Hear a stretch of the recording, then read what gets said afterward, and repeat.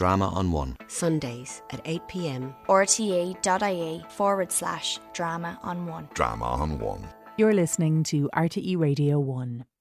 Drama on One is offered as a podcast at rte.ie/drama on one and on the RTE radio player. Ahead of the Bloomsday celebrations this Tuesday, we have a Joycean special tonight.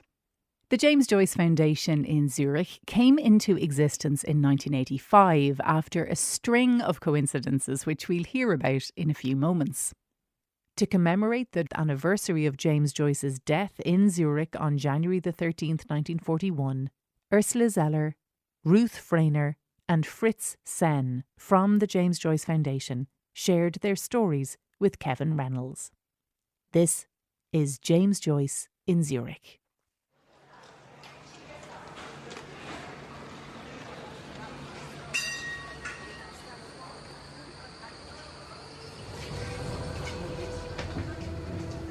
Turn right on Augustinigus, then in 10 metres. The destination is on your right. This is now the only building in Zurich that really has a plaque about Joyce's stay here. In diesem Haus wohnte der irische Dichter James Joyce. Von Januar bis Oktober 1918. Arbeitete hier an seinem Roman Ulysses. There was no doubt about it. If you wanted to succeed, you had to go away. You could do nothing in Dublin. Joyce is the best writer Zurich ever had. I give over your bloody cotton, Joe, says I were thirsty on me, I wouldn't sell for half a crown. We are now in Friedhof Flunten and we are walking up to the grave of James Joyce. The resurrection and the life. Once you are dead, you are dead. That last day idea, knocking them all up out of their graves. Come forth, Lazarus. And he came fifth and lost the job. We're sort of an outpost of Ireland here. Arrived at Ursula Zeller's home. Hello. Hello, Kevin, Ursula. How are you? Lovely to meet you. Welcome. Thank you. To the Joyce Foundation Thank in you. Zurich. Now, This is my colleague Ruth. hello. Ruth, Kevin, How are you? Nice to meet you. So, what shall I do? What do we do? Okay, first we say hello to Fritz. And Yes. then we introduce you to our colleague Fritz. Kevin has just arrived. Hello, Fritz. You seem to be equipped well, huh? I just start immediately. One day in the National Library we had a discussion. My name is Fritz Senn. I'm from Zurich, born in Basel, but I grew up in Zurich. I'm now 96. I'll continue for as long as I can when I'm still compos mentis. It's also a social institution now. People come, it's a second home. Huh? A noiseless attendant, setting open the door but slightly, made him a noiseless beck. This place is a fairly small place. It used to be a bourgeois apartment, an old building in the old part of town. The foundation houses one of the largest, if not the largest, research library on Joyce. It comprises nearly 10,000 books and journals. And the core of this library, about 2,000 books, are from Fritz's private Joyce library. What is this she was? Barmaid in Juries, or the Moira, was it? So the foundation's history started in the 1970s, and it started with a Cold War story. There was this hotel on Dame Street, Jury's Hotel, which was demolished in the 1970s. And part of its interiors were put to auction, among them Jury's antique bar in late Victorian style, one of the precious parts of that hotel. And a Swiss guy took part in that auction, a man named Albert Bachmann. And it was actually him who won the bid.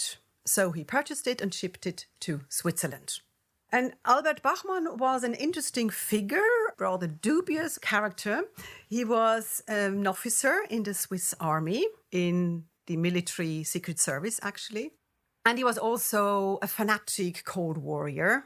So out of fear that the Soviet Union might invade Switzerland or start an atomic war, he made plans for a Swiss government in exile. And apparently he read in an American newspaper that the south of Ireland, Cork, was the safest place in Europe. So he's looking for a place, and eventually he found this estate, Lizard Estate. He purchased it, but he did not do so in his capacity as a Secret Service officer. He did it privately, and he got some friends on board, and so it was all paid privately. But then it came to light in the late 1970s. He was exposed. It was quite a scandal in Switzerland, and he was immediately, of course, fired. So he went into early retirement, and he returned to Ireland, to Cork, to this art estate, and he died there in 2011. He was an Ireland fan. I think had fantasies like the Russians would ever come, he would have the government in the hotels, like de Gaulle, you know. So Bachmann purchased the interiors of a Jury's antique bar. They were dismembered and numbered and shipped to Switzerland. So what happened here in Switzerland? He tried to sell it to some restaurant consortium or to some chain or other, but that failed. So he asked, actually it was the precursor bank of today's Union Bank of Switzerland, Schweizerische Bankgesellschaft. They had actually managed the whole transfer, so that was the connection. So the then CEO of UBS, Robert Holzach, he liked the story and he decided, okay, the bank will buy it and reopen it here in Zurich as an Irish pub to be called James Joyce Pub. And this is actually where Fritz Senn then enters the picture. At that time, Fritz, of course, it was known in Switzerland as the Joyce expert. So they got him on board and asked him to write a brochure with some basic information on James Joyce. This was meant as a present to the patrons of the pub. So it reopened in 1978. And Robert Holzach was very interested in Fritz's career and his, a Swiss man dedicating his entire life to the study of this Irish writer.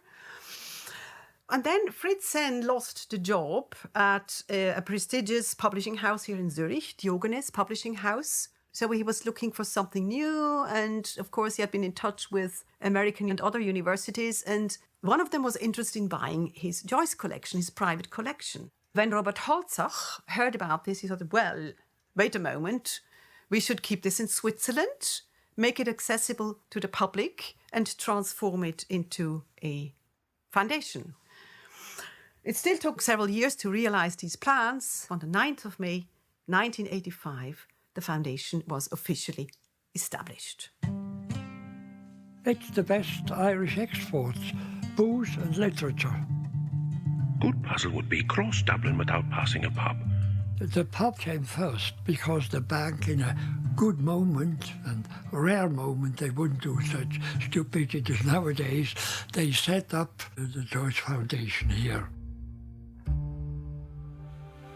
My name is Ruth Freiner, and I have been working at the foundation for 39 years, since the very beginning. And apart from that, I was a university teacher, so this was a kind of a balance for me.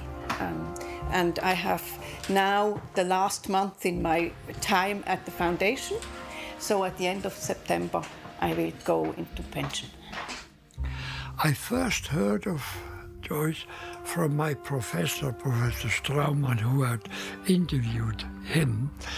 And then when I was in London as an exchange student, I didn't have much money to travel, but I thought I'd try this book, which was supposed to be a difficult book to test my English. It was also supposed to be a dirty book at that time. It was not easy to get in Ireland, and I tried to test my English. My English wasn't good enough, but somehow I got hooked. I don't know why, and I stuck and occupied myself to it, went into it, got some background books. There weren't many at the time.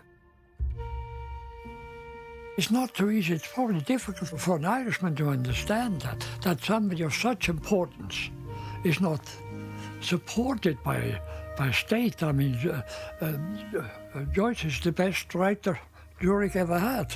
Yeah. Mm-hmm.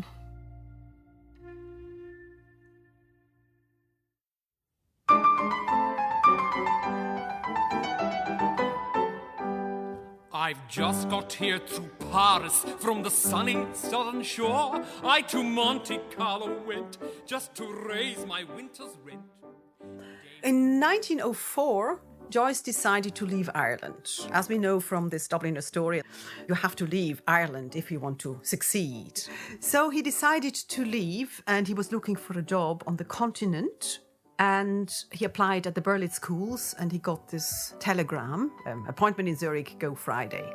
So within a few days he had to leave, and he asked Nora Barnacle, whom we had just met a couple of months earlier, to join him. And she just said, yes, I'm coming with you, which was, of course, rather unusual at that time for a woman to leave her country, her family, with a man who just didn't have, any professional prospects, who she wasn't married to. So they went together and they came to Zurich, but this turned out to be a miscommunication, and it turned out that the job at the Berlitz school was in Trieste. So after just a week staying at the Gasthoffnung, they moved on to Trieste, and they stayed there for more than a decade.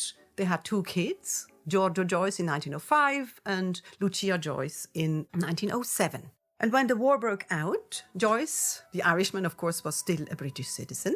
And Trieste, being then still part of the Austro-Hungarian Empire, was on enemy territory. So he was an hostile alien. That's what these people were called. So we had to leave. So he spent the years of 1915 to 1919 here in Zurich until the end of the First World War. And he wrote the first half of Ulysses here. After the war, Joyce decided to leave Zurich, and he and his family moved on to Trieste. They stayed there for a short while and then left for Paris. Their friends had urged them and invited them. This was the place to be, the Roaring Twenties in Paris. And there was this big, vibrant expats community in Paris, artists, writers, painters. So he stayed there for the next 20 years, and the family left after the German invasion of Paris. They left for Saint-Géran-le-Puy in the unoccupied part of France. But still, of course, you never knew what's going to happen next. So his friends urged them to come with them back to the US, the Jollises. And Carola Gideon Welker, his Zurich friend, then urged them to come back to Zurich. And they did not want to leave Europe because of their children, especially because of Lucia, who was in an institution in Paris that was evacuated to the coast in Brittany. So they decided to come back to Switzerland, and that turned out to be fairly difficult. Unlike the First World War, the immigration policies had become very restrictive. And it was again Carola Gideon Welker and other friends, among them the Swiss composer Ottmar Schöck, who helped to raise some money as a kind of warranty for them so that the Swiss taxpayer didn't have to take care of immigrants like Joyce. Yeah, and then he came back to Zurich via Geneva and Lausanne in December 1940. They were celebrating Christmas with the Gideon Welkers. And on the 13th of January, he died of a stomach ulcer.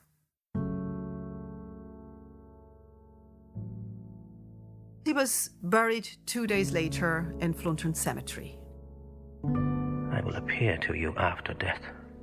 You will see my ghost after death. My ghost will haunt you after death. Get up. Last day.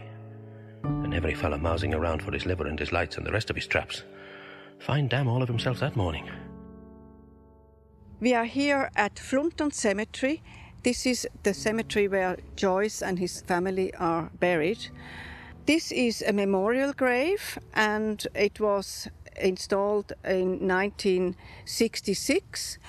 Joyce wasn't originally buried here in this very place, but he was buried further down in a normal grave for Zurich citizens, and these graves are usually reclaimed after 25 years, but obviously the memory of Joyce should live longer, and therefore the city of Zurich donated the plot for a reinterment. The American artist Milton Hebold was commissioned by Lee Nordness, owner of a New York gallery, to design the statue. Next to Joyce lies Elias Ganetti, another major writer who lived in Zurich. We have here the family tombstone with James Joyce, Dublin, 2nd of February 1882. died in Zurich 13th of January 1941. Then Nora Barnacle-Joyce, born in Galway 25th of March 1884, and she died in Zurich on the 10th of April 1951. Then George Joyce, or Giorgio Joyce as he was actually christened, born in Trieste on the 27th of July 1905 and died in Konstanz, Germany on the 12th of June 1976. We have Asta Osterwalder Joyce. She was Giorgio's second wife, and she was born in Munich and she died at Konstanz on the 17th of June 1993. Next, we have yet another member of the family, a close member, and that is Logia Joyce. This is not a grave, but a memorial plaque here because she was buried in Northampton in North England, and she was born on the 26th of July 1907 in Trieste and died on the 12th of December 1982. This memorial plaque for Lucia was in fact commissioned by the government of Ireland, the President of Ireland, and was installed here because Lucia could not be buried with her family members. A tiny coffin flashed by. Sad. A child. The dwarf's face mauve and wrinkled, like little Rudy's was. Dwarf's body, weak as putty. He was supreme. I mean, I don't use superlatives, but as a handler of language, he is quite unique, certainly in the last few centuries. Hot mock turtle vapour and steam of new-baked jam puffs roly-poly poured out from Harrison's. The heavy noon reek tickled the top of Mr. Bloom's gullet. Ulysses is it's endlessly fascinating, and I think, by the way, that Joyce really used it as a challenge. He was slapping some complacent faces, you know. I can do it like that, and it's never done before, so there you have it. This plebeian Don Juan observed me from behind a hackney car and sent me in double envelopes an obscene photograph, such as are sold after dark on Paris boulevards, insulting to any lady. I have it still. Feeling its way too, but too much we still don't understand, and so I don't feel capable. I can say a few clever things about it. Hey, mister, your fly is open, mister. We organize things. I mean, we do readings every week. We read Joyce's works. We have workshops. There are scholarships. You can come here for 2 months and it's paid for. Yeah, now, of course, that we exist, we're really part of it, and we're one of the strongholds. Urbane, to comfort them, the Quaker librarian purred. And we have we not, those priceless pages of Wilhelm Meister, a great poet or a great brother poet. Now, here are some of our special treasures from the Wiederkehr Vogt bequest. Professor Alfred Vogt was a well-known ophthalmologist. Joyce had serious eye problems and he was nearly going blind, and he had more than 10 eye operations and most of them were unsuccessful. So with Zurich friends, and in particular Carola Gideon Welker, but Martha Fleischmann too, recommended to Joyce to come back to Zurich and have his eyes operated on. So in the end, he decided to do it. It was a fairly risky thing because Vogt had developed a new technique. So he came here, and in the spring of 1930, Joyce was successfully operated. So he owed his eyesight actually to Professor Vogt. Professor Vogt was a very special person. He had a great interest in the arts as well. So he would never ask his patients who were artists or writers to pay in cash. He asked them for a first edition or a valuable book or a painting. And at the donation ceremony, his grandchildren told us that they have a substantial arts collection, and they were all kind of payments of medical fees from his patients. He actually received 8 books from Joyce, and the most precious one is this first edition of Ulysses that he gave Vogt after the eye operation. Mr. Bloom turned over idly pages of The Awful Disclosures of Maria Monk, then of Aristotle's masterpiece, Crooked botched print. The shopman let 2 volumes fall on the counter. Fair Tyrants by James Lovebirch. Now the kind that is. Sweets of Sin? More in her line. Let us see. He read where his finger opened. All the dollar bills her husband gave her were spent in the stores on wondrous gowns and costliest frillies. For him, for Raoul. Yes, this here. Try. The monetary value of this first edition of Ulysses is 250,000 euros at least. And this is because it is a signed copy which also has a dedication to Helen Vogt, to someone. Joyce rarely wrote a dedication. He signed his books, but he very rarely wrote a dedication. So this is one reason why this one is so valuable. It has an inscription to Helen Vogt, James Joyce, Whitsuntide, 1930, Zurich. Helen Vogt was Professor Vogt's daughter. She had an interest in English literatures. She knew English, which was unusual at that time for a young Swiss woman. So the dedication is to Helen Vogt. And at the bottom of the title page, there is a note in pencil in Professor Vogt's hand saying 7th of June 1930. A present from the author 3 weeks after the operation. He, Joyce, said to me, Professor Vogt, you are lucky you're getting the very last copy of the first edition, first printing. The 11th printing has just appeared. The fact that Joyce was parting with the very last copy of the first edition, first printing, just tells us how immensely grateful he was to Vogt, who gave him back his eyesight. An attendant from the doorway called, Mr. Lister, Father Deneen wants... Oh, Father Deneen, directly. Swiftly, rectly, creaking, rectly, he was rectly gone. Well, another very beautiful item is this portfolio, Poems Penny Each, Joyce's second poetry collection. It was first published by Sylvia Beach in 1922 at Shakespeare and Company's. This edition is the first English edition, and it was published by Fine Arts Press, or actually by 2 presses, printed in France, but published by Desmond Harmsworth, London, in conjunction with the Obelisk Press. This is probably more an art item or an art object than a book to read. It consists of 6 loose handmade sheets on which the poems are printed in the facsimile of Joyce's hand. Ours is number 23 out of only 25 copies. So they are hugely valuable. But what makes this edition particularly interesting is that it is one of 3 collaborations of Joyce with his daughter Lucia. Lucia developed her own style, inspired by medieval illuminations and also by the contemporary Art Nouveau, the fin de siècle art style.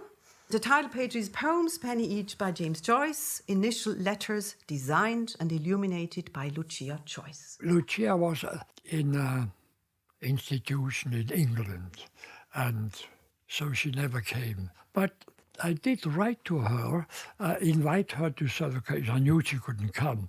And she wrote back very nicely, I'm sorry I can't come, you know. Dearest Papley, thanks ever so much for the lovely birthday present. It suits me splendid. Everyone says I'm quite the belle in my new tam. I got Mummy's lovely box of creams and I'm writing. They are lovely. So it's nice to have a letter. Of course, you can't leave these things around. You have to pull them out when somebody comes. But it's amazing. And actually, nobody really has probably looked at all pages. Probably not, no. Yeah. Mm-hmm. Now we should do something about art and illustrations and things. Yeah, these we keep these valuables in the bank safe, right? Yeah.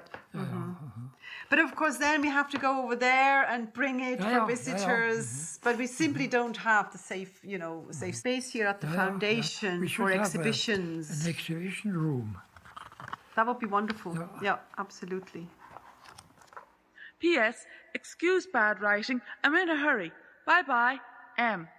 We have Pablo Inkberg's translation of Joyce's poetry into Argentinian Spanish. We have a Turkish translation of a portrait of the artist as a young man. Chinese translation of Ulysses, one of two. And of course, we also have the Gaelic translation of Ulysses, published in installments, in booklets.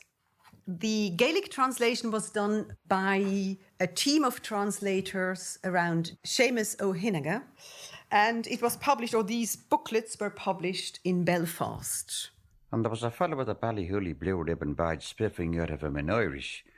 Go up, fly, Hewlock Entertainment, don't be talking.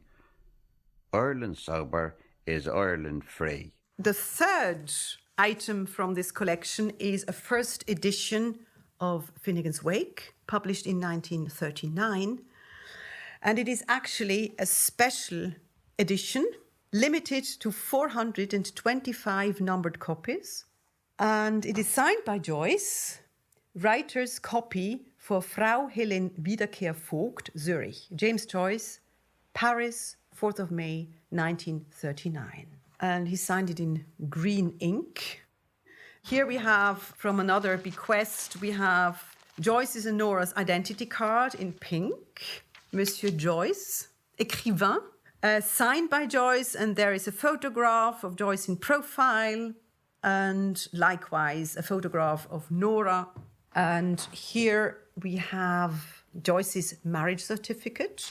Joyce and Nora got married in 1931, and it was issued by the Register Office in London. James Augustine Aloysius Joyce, age 49 years, condition bachelor, rank of profession independent means. And then their address at Campden Grove, 28. Father's name, John Stanislaus Joyce. Rank or profession of father, government clerk, pensioner. And here are some items from the Hans Janke collection. Hans Janke was Joyce's step-grandson, Giorgio's stepson, from his second marriage to a German eye doctor. There's a collection of letters, more than 100 letters, from Joyce to his son Giorgio and to his daughter-in-law Helen Fleischmann. I like this one. It's a personal note. Please keep tea and something to eat for me. I'll be back at 5 sharp. Giorgio and Helen, please wait. Babbo. Signed by Joyce. That was his family name. Babbo, Daddy. It's a very nice snapshot of everyday life at the Joyces. So here we have cards, also from the Janke bequest, postcards written by Stephen Joyce to Giorgio, to his daddy. Dear Daddy, I went to Vichy to see Nonno and Nonna, and I had tea with them. Love and kisses from Stephen. And it's also signed by Joyce, and of course the address is written by Joyce. This is Joyce's death notice. It was published in die Neue Zürcher Zeitung. Heute Morgen 2 Uhr starb im Rotkreuzspital unerwartet rasch unser lieber Mann, Vater und Großvater James Joyce in seinem 58. Lebensjahr. In tiefer Trauer Nora Joyce, George Joyce, Lucia Joyce, Stephen Joyce. Stille Bestattung im Friedhof Almend, Fluntern, Mittwoch, den 15. Januar. Before Nelson's pillar, trams, slowed, shunted, changed trolley, started for Blackrock, Kingstown and Dorking. We are now on a city tour for the haunts of James Joyce. We are going to the Bahnhofstrasse, and we are also then going to see the Kaufleuten, where they had the English players perform the importance of being earnest.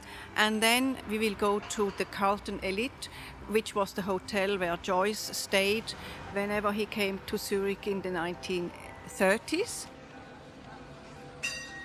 He would have come to Zurich in the 1930s for eye operations with the famous ophthalmologist Alfred Vogt. And that was very important to him, of course. And so he stayed mostly in the Carlton Elite. Now it is the staff restaurant of UBS. So Ursula and I, we go for lunch very often here. And we have now come to Universitätsstraße 38.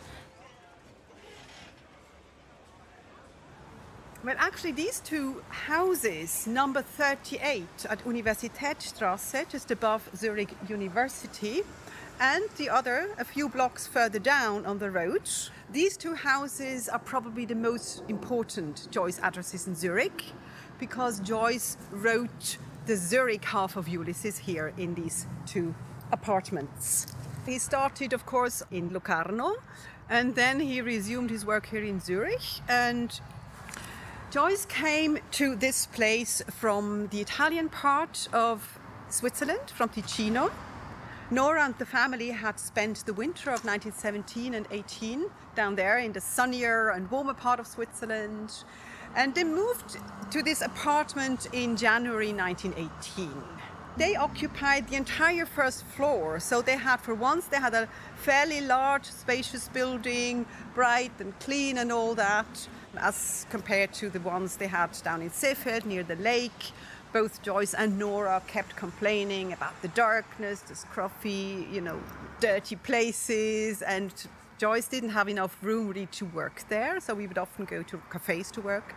And now they had more space, the four of them, and they could also receive guests. And this is where he started or resumed writing the third chapter, Proteus. And in this building he wrote chapter 3 to chapter 8. He wrote the first version of Proteus, Calypso, Lotus Eaters, Hades, Aeolus, and Laestygonians. And down at Universitätsstraße 29, he started to work on chapter 9 to 13, Scylla and Charybdis, Wandering Rocks, Sirens, Cyclops, and Nausicaa. Miss Douce turned to her tea aside. He sighed aside. Ah me, oh my. He greeted Mr. Daedalus and got a nod. Greetings from the famous son of a famous father. Who may he be? Mr. Daedalus asked. Lenihan opened most genial arms. Who? Who may he be? He asked. Can you ask? Stephen, the youthful bard. Dry. We had Stephen. He was in a way the opponent, the enemy. He wasn't easy to get along with, but in some way we did. He had decided early in his life that he would live in the genitive case, and that had certain consequences, and he thought that he was the last of the Joyces. He always said, I'm a Joyce and not a Joycean. He was difficult to deal with. Yeah, he was a sort of always in the opposition, he always used copyright as his cudgel, He could refuse copyright or make it so expensive that it was. But I sort of got on well. We had a sort of sparring, interesting, he liked to fight a bit, and he did not like the kind of open flattery.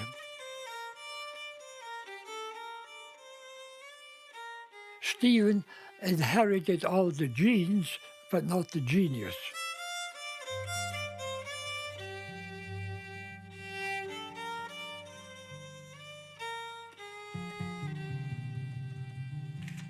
Well, speaking of Joyce's grandson, the Yankee collection also contains some autographs of Joyce poems, fair copies in Joyce's hand, and some were typed. And here we have the poem Exequer that Joyce wrote in 1932 to both mourn the recent death of his father and to celebrate the advent of his grandchild. So this simultaneity of grief and joy is the topic of this letter. Joyce really had a soft spot on his daughter-in-law, Helen Fleischmann. There are letters which he ends with a special section to Helen, and there is even a kind of mocking hymn to Helen. Lift up thine eyes, O daughter of Jerusalem. This is how it starts. And here we have this occasional short poem to Helen who complains of thinness. It's a kind of a limerick. There once was a prodigal daughter who spent slightly more cash than she ought her, doing nothing by halves. Now she wants fatted calves, but I'd hate to be there when they brought her. Signed, James Jokes. And what we have here are single or double line entries, notes for Finnegan's Wake. They come from a very early stage of writing.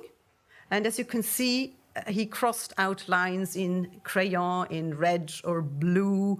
And we know that those that he crossed out were used in later stages or survived into the published book. And the ones that aren't crossed out were abandoned.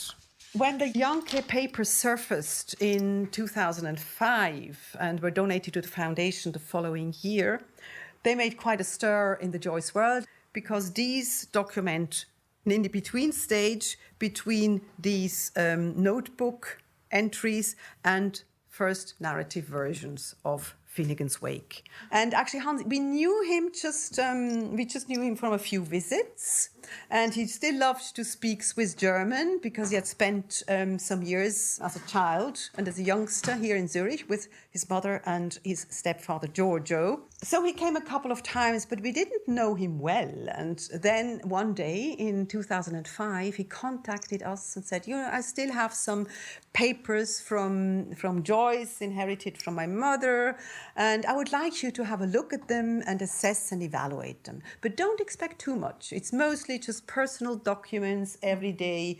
notes, nothing special or important.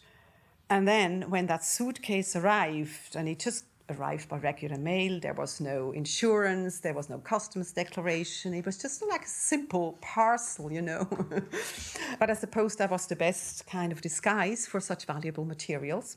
We were, of course, all hugely excited. We couldn't believe what we... Yeah, it was a historical moment for us because it catapulted us into another league of research libraries because we had a substantial bequest directly from the family. One other major part of this bequest was the collection of the beach letters that she sent to Joyce because they had been for a long time forgotten and nobody knew where they were, and they turned up in this bequest. And so Ursula and myself, we actually formed a project very early on to edit the letters, but it actually took us in the end 10 years to get the whole job finished. Stephen Joyce claimed at least part of the bequest, but we had our lawyers, which was a connection still from the bank, who actually helped us to get out of this. Obviously, Stephen was impressed by our lawyers' plaidoyer, and he never then tried to actually lay hand on the bequest afterwards. Oh, don't be talking. He's a caution to rattlesnakes. He's in there now with his law books, finding out the law libel. He has me heart scalded. Wait till I show you. Well, we never went to court, or he never went to court. I mean, he was impressed that we had good lawyers at hand, and therefore he felt that he would lose any case. Yeah. And he had a fight with Hans Janke too. He said that Joyce's step-grandson wasn't entitled to part of the inheritance. And then they eventually made a deal, and it ended up with Stephen being the only copyright holder. So they didn't share the copyright. So Stephen, unfortunately for the Joyce community, Stephen then owned the copyrights on all Joyce materials, except for the unpublished material. That was more difficult, actually. And the situation is such that the owner of the physical object needs to publish the materials to obtain copyright. So this is what the foundation did. A couple of years after we received the Yankee materials, we collaborated with the National Library in Ireland, and had them published online. So they are now accessible on the NLI's website. They're part of their Joyce papers, but they are defined as a separate unit. The Hans Janke papers at the National Library of Ireland, or the James Joyce Foundation's Hans Janke papers at the National Library of Ireland. So that moment, when they were published online, the foundation also obtained the copyright. There is no money involved in having the copyright now, but we can actually tell somebody that it is not lawful to use the material without our consent. We met Stephen a couple of times when he came to Zurich en route to his holiday home in the Swiss Alps. Or he would come for special occasions as well. For instance, he attended the Joyce Symposium, or part of the Joyce Symposium in 1996. And he kept coming back, and especially for the launch of, we have a small booklet published by a Swiss publisher who publishes children's books. They published The Cat and the Devil, the story dedicated and written to Stephen Joyce. That was the last time I think I saw him. He was already had his walking stick and, he was getting older. But he kept calling us and he would never announce his name. He would say, hello, this is Ursula Zeller, James Joyce Foundation. And he said, oh. And then, of course, I recognized that sound after a while. And I said, oh, hello, Mr. Joyce, how are you? And then he would start chatting with us in Swiss German. His Swiss German was excellent. Yeah. It's difficult to actually describe Stephen Joyce. He had his probably nice sides, but he also turned out his nasty sides, because sometimes he would not allow things that would have been perfectly acceptable, but he would not want to have maybe a scene turned into a play or something. So actually a lot of creative writers had their problems with Stephen James Joyce. Stephen would also veto theatre productions of Joyce's works, or he would say, sure, you can have it, but you have to pay 70 euros per minute. Well, so that was that, of course. That's... That's a way of saying no. Yeah, but of course you could also see that he had a difficult childhood. Definitely could. And we have a letter written in the 1950s to, is it Carola Gideon Welker? So. And when he is referring to his mother, he uses the word only in inverted commas, in quotation marks. So Stephen Joyce had a difficult childhood.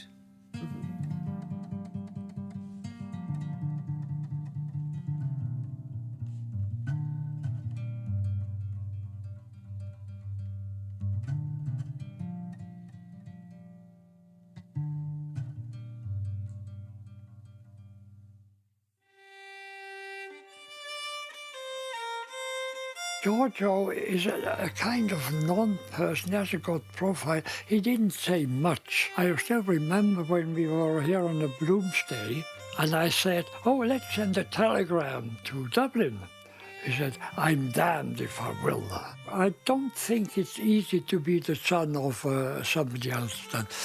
So he was a singer, but didn't do much. He was drinking, I believe. He was hanging around in the Kronenhalle. Carola Gideon Welker, Joyce's Zurich friend, recalls in an interview that Giorgio Joyce once said to her that my life would have been easier and better one if my father had been a butcher rather than a famous writer.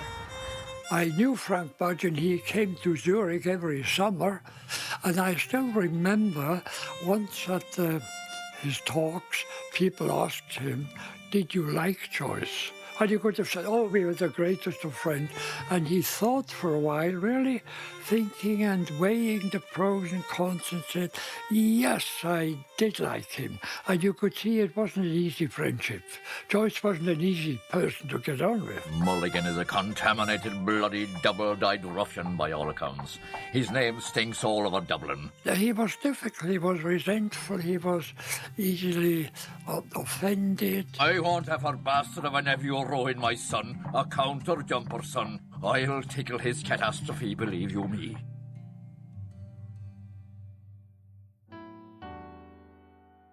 Joyce was buried in Flunton Cemetery near the zoo. It was a consolation for Nora that her husband should be able to hear the animals roar from his grave, as he was very fond of lions. Sulphur dung of lion. Young, young. I am tired of my voice, the voice of Esau. My kingdom for a drink. He entered Davy Burns. Moral pub. And they beheld him, even him, Ben Bloom Elijah, amid clouds of angels ascend to the glory of the brightness, at an angle of 45 degrees over Donahoe's in Little Green Street, like a shot off a shovel.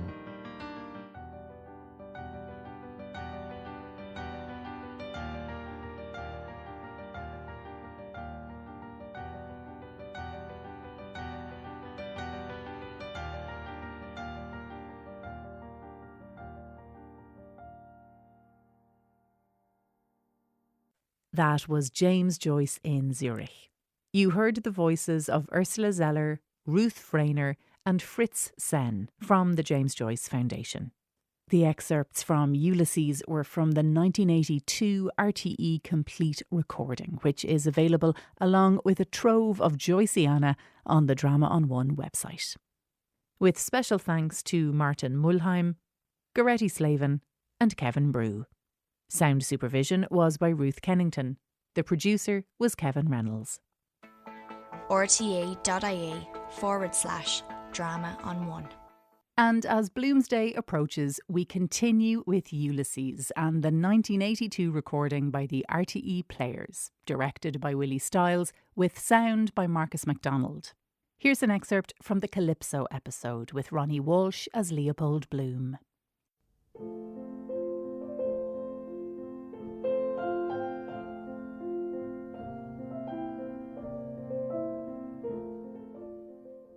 Mr. Leopold Bloom ate with relish the inner organs of beasts and fowls.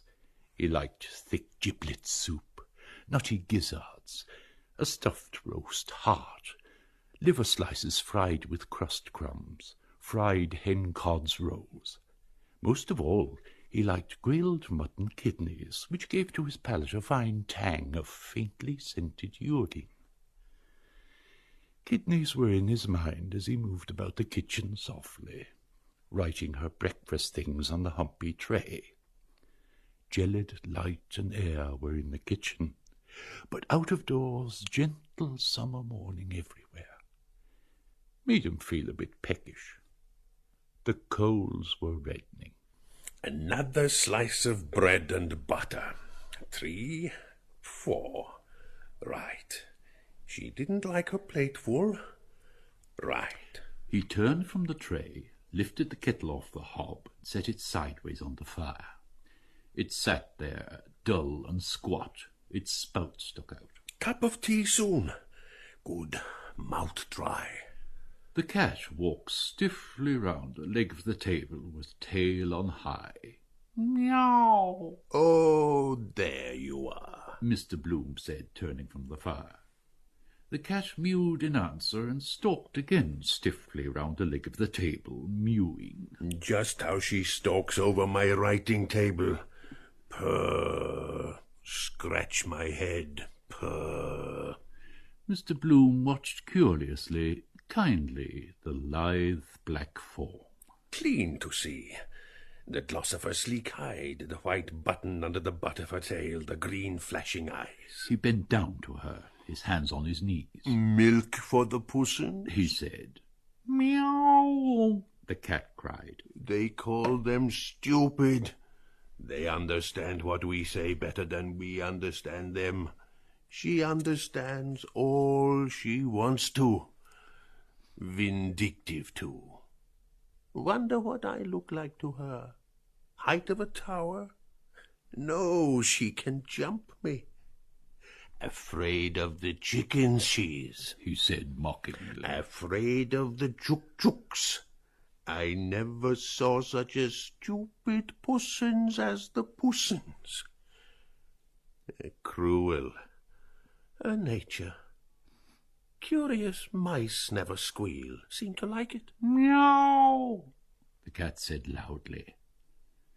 She blinked up out of her avid, shame-closing eyes, mewing plaintively and long, showing him her milk-white teeth.